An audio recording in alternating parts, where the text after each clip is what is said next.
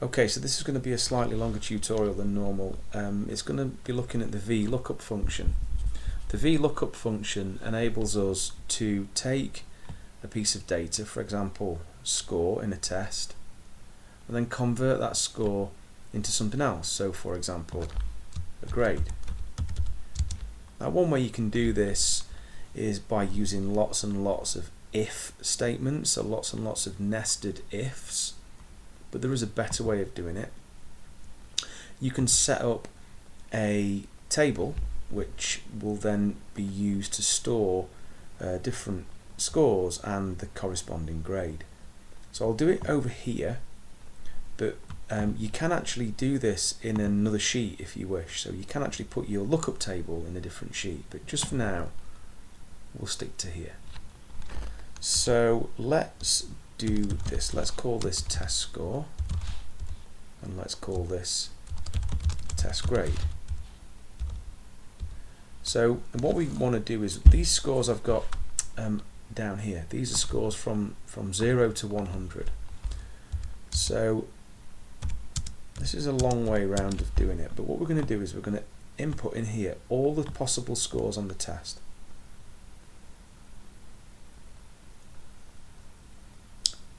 So from 0 to 100 is there.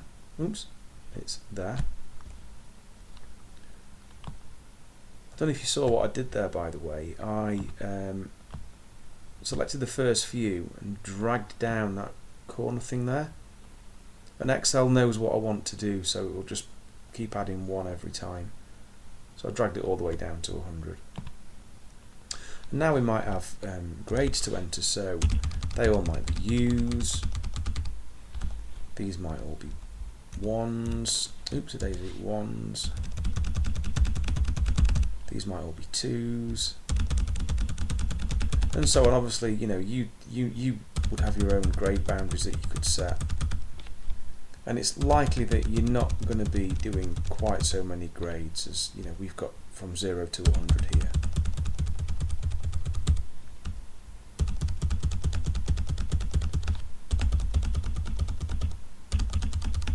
Whoops a daisy, that can be an 8. And these guys at the top end can have 9s. Okay. Alright, so now we've got this table of data set up.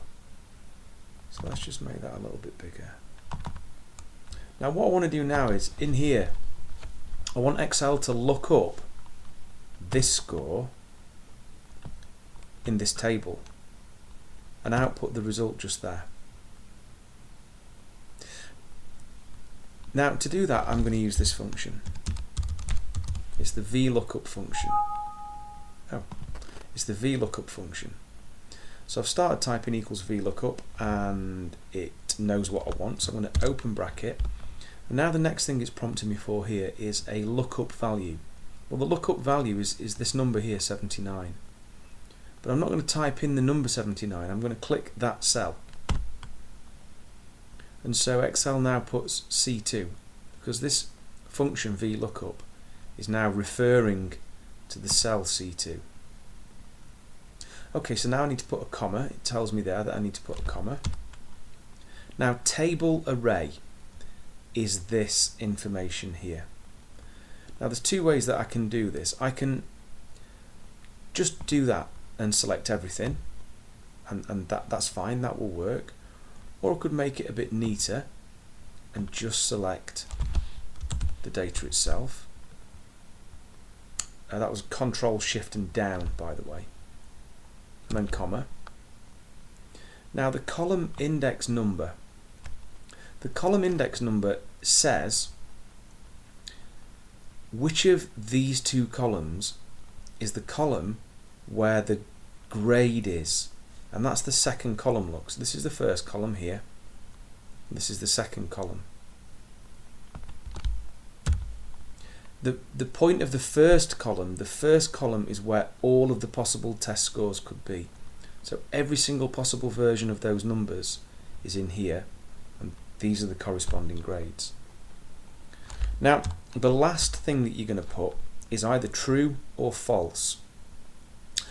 Most of the reasons that you will want to use Vlookup as a teacher is probably to do this, is to probably assign a grade to a score. And so you want an exact match, and so you'd use the value false. Now you can type in the word false, or you can just click that and it will put the word false in there, and you close bracket and press enter. And it's telling me that this guy, or this girl, Juana, with a score of 79 deserves a grade of 6. Well, let's just check that. There it is. So yeah, 79 is a grade of 6. Let's just see what happens if Juana had got a score of 83 and then 84. We expect that if she gets 83, she's going to get a 6, but if she just gets 84, she should get a 7. So let's just test that. So if we just change that to 83, yeah, that's still a 6, but 84, yeah, good, that works. So we'll just undo to get back to what her score was. So I'm going to undo twice. So I'm not going to press the, I don't even know where it is. I just use Control Z. So Control Z, Control Z, back to where we were. Okay, so that works for the first person. Now, the important thing about what happens next is before you do anything, you have to put dollar symbols in this second thing here. Watch what I mean. I'm going to put $G, $1, and $H, $102. Now what that does is that tells Excel to lock those letters and numbers in place. I haven't put dollars on the C or the 2, and the reason for that is this.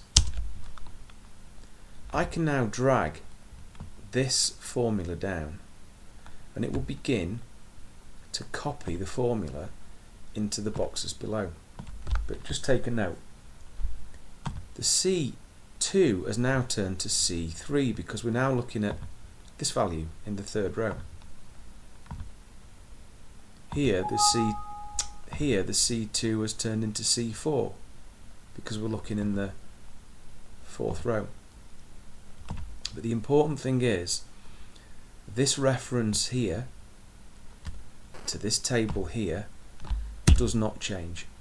Okay, so this is always G1 to H102. And I'm going to fill that down really quickly now by just hovering over the corner. Turns to a little black cross, double click, and that's it. It fills everything. So there's all your grades, and you can change these numbers and the grades will change. You can sort your data on class or on score, and the grades will change corresponding to whatever number is to the left of it. So let's just prove that. Let's sort this year group data now. We're going to sort it. We're going to do a custom sort. We'll sort on column C, which is the score, and we'll go on the values of the score. We'll go from largest to smallest, so we'll see who did best. There you go, as expected. Look, all of the high grades. Only one person got a 9, only one person got an 8, only 4 people got 7s.